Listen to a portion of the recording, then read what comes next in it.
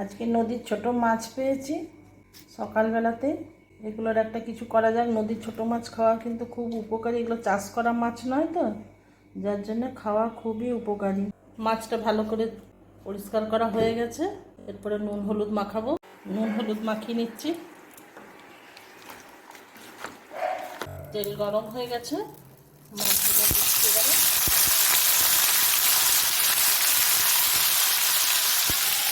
বাকিগুলো আবার পরে ভাজবো। এগুলো ভেজে নিই। ছোটো মাছ বন্ধুদের খাওয়া এই কারণেই ভালো, আমরা সাধারণত কাঁটা সিদ্ধই খাই তো। ছোটো বাচ্চারা আলাদা ব্যাপার, আমরা বড়রা কাঁটা সিদ্ধই সিজিয়ে খাই সাধারণত, যার জন্য শরীরের জন্য সেটা খুব উপকারী। মাছগুলো ভাজা হতে হতে আমি ততক্ষণ মিক্সিতে কাঁচা লঙ্কা, পেঁয়াজ, টমেটো আর আদা একটু চালিয়ে নিচ্ছি। ওই তেলেই পটলগুলো দিচ্ছি।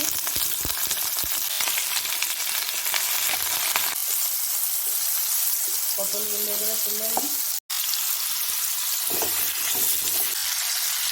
পাঁচফোড়ন, তেজপাতা, শুকনো লঙ্কা দিলাম।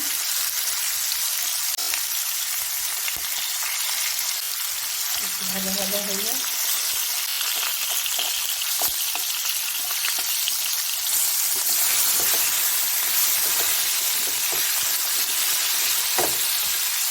ঢাকা দিয়ে রাখছি।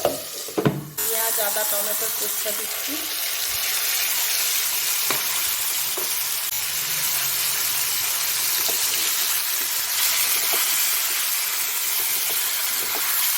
হলুদ গুঁড়ো দিচ্ছি, জিরে গুঁড়ো দিচ্ছি,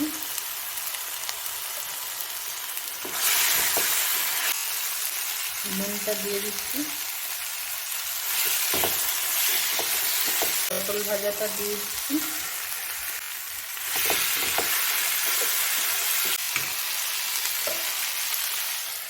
জলটা দিয়ে দিচ্ছি,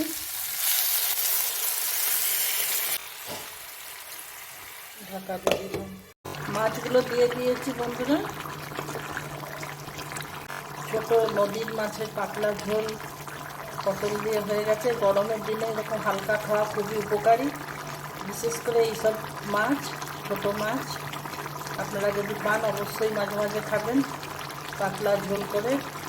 কেমন লাগলো সেটা কমেন্টে জানাবেন, লাইক শেয়ার করবেন, নতুন বন্ধুরা সাবস্ক্রাইব করবেন। এতক্ষণ থাকার জন্য আপনাদেরকে ধন্যবাদ বন্ধুরা। আবার পরের ভিডিওতে দেখা হচ্ছে আপনাদের সঙ্গে।